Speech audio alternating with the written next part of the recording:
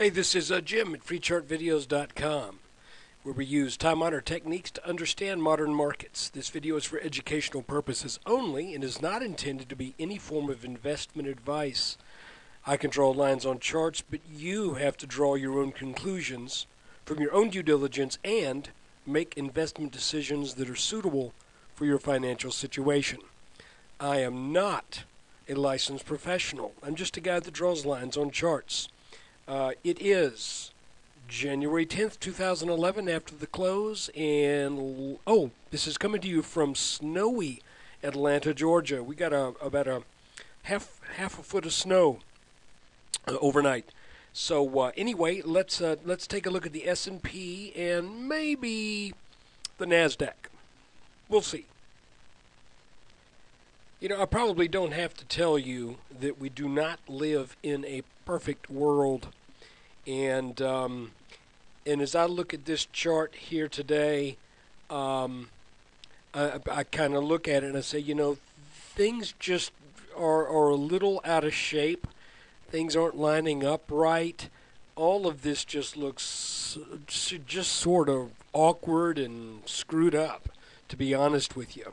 To begin with, you know, the last week and a half of 2010, it was low volume. It just kind of meandered. Then all of a sudden, we got this huge break up on the first trading day of 2011. Then a pretty violent reaction. Then a retest of those highs. Then some whipsaw action in here. Then a trip down and then up and then back down. And it just, you know, it's looking funky. It really is. It's not doing these nice things that we kind of got spoiled with as we've been doing these videos. But let's take a look, and maybe the moral of this is, or maybe the question, if we have a question, it is, how much slack do you give the markets in looking at these charts? Because we're getting some mixed signals. To begin with, if I draw this trend line starting back here, and just, come on. Anyway, as I was saying before my computer froze up on me, if we draw this trend line back here over the bottoms, and we kind of ignore this candle right here, the shadow of that candle, and again, we're looking at a 30-minute chart, then you can make the case, well, look, we bounced right here, all right where we should have. However, if you start here and you make this, and this your bottoms, then you can say, well, we broke, back-tested, broke again, and back-tested.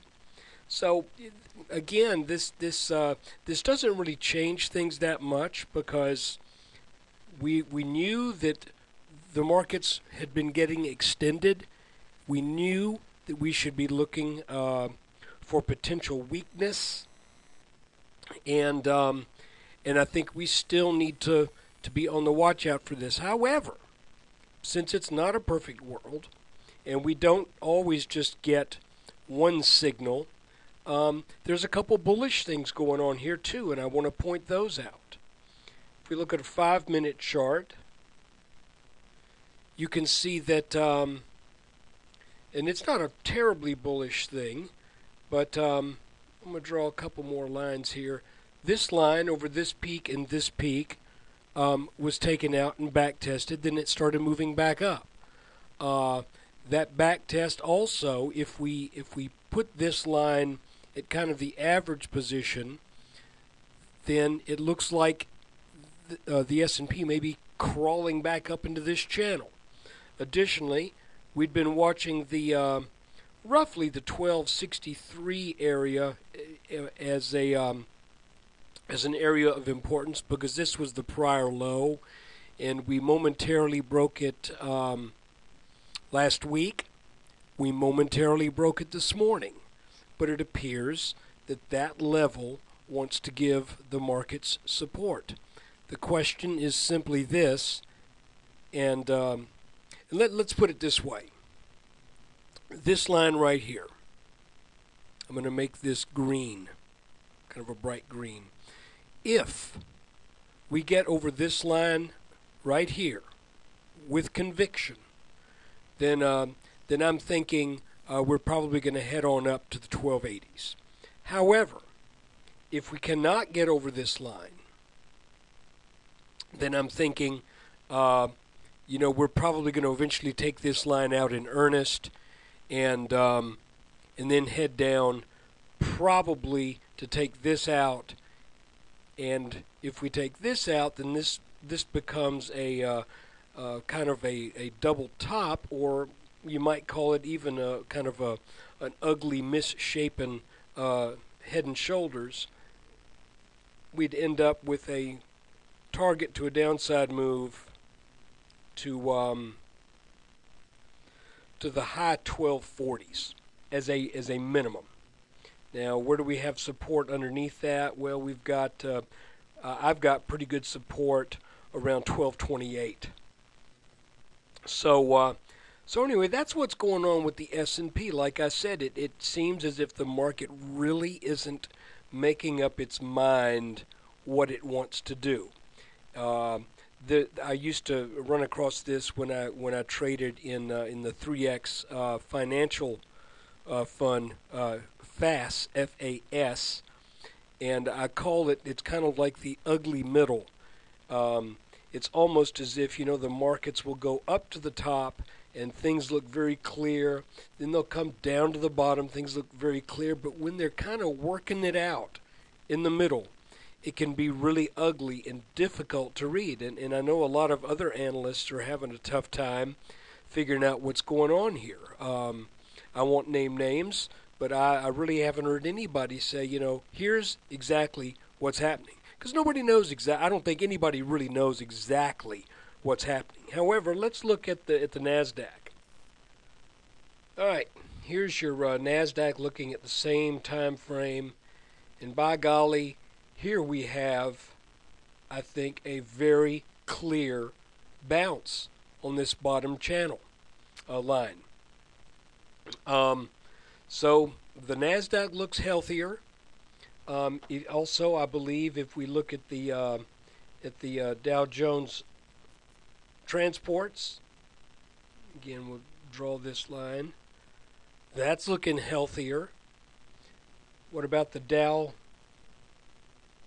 Industrials? Well, that's kind of looking funky.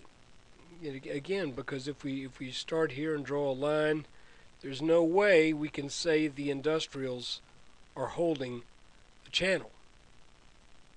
However, is this a back test? Is this going to come back over this line? So we're getting kind of mixed signals. We're getting, I see more weakness in the Dow Industrials, strength in the transports, kind of wishy-washy in the S&P, and strength in the Nasdaq. So the moral of the story is we just have to watch it. Now, somebody made a comment, sent me an email and said, I really like your website, but there's too many maybes. Well, let's talk about that very briefly before I say goodbye, and maybe go shovel some snow. Sometimes maybe is the right answer. Sometimes I don't know is the right answer. It's not a refusal to make a decision. The decision is not enough information. When you take multiple choice tests, sometimes you have A, B, C, D, E, and E is not enough information. And if there's not enough information to really have a sense of direction on what's going to happen, personally, I think you're better off saying E, not enough information. Maybe you pull back, maybe you look at the chart in a way to where you're saying, okay, where am I going to get my information? Where are the levels that are going to give me confirmation to do a particular thing or like where am I going to sell? Where am I going to buy? So we're kind of in that position right now. I am right now out of the broad-based ETFs. I am into some individual stocks, and I think the stocks that I'm into actually made very good moves today. Some solar stocks as well as energy. But anyway, this is where we are right now. I wish I could tell you something that's a little bit more certain. All I can really tell you is we got to watch it. If the market can rally for the next couple of days and get up over this line in the Dow 30 and in the S&P, and if it can stay over that line that it is over in the Nasdaq, then we should be in good shape. But when one index has broken support while another one appears to have bounced, clearly you can see where there's confusion in the charts. And that's kind of where we are. So anyway, thanks for listening. And when you get a chance, come on over and visit us at freechartvideos.com. It's free. The website depends upon your traffic, however, just to keep it up and running. My goal is to, in 2011, start getting 1,000 to 1,200 unique hits per day. I'm at about a fourth of that right now, so pass this along, join my YouTube channel, subscribe, and hopefully the markets will start to show us a little bit clearer inclination about what's going on. Thanks for watching.